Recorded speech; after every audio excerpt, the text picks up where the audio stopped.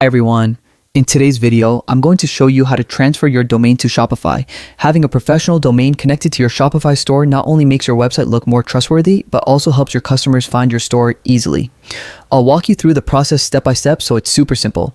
To start, log into your Shopify admin and head over to Settings. Once you're in Settings, scroll down a bit and click on Domains.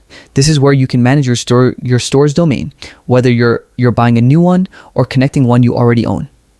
Now, to transfer an existing domain, click on Connect Existing Domains. Here, you'll see two options. You can either purchase a brand new domain directly from Shopify, which is really convenient, or connect a domain that you already purchased from a third-party provider like Google Domains or GoDaddy. Today, we're focusing on transferring a domain you already own.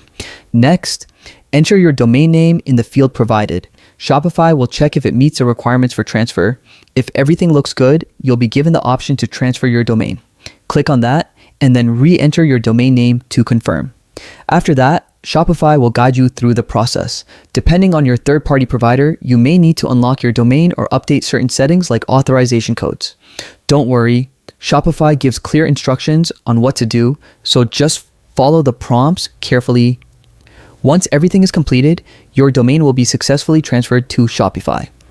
Having your domain connected directly to Shopify ensures that all your emails, links, and store settings are centralized, making it easier to manage your online business efficiently.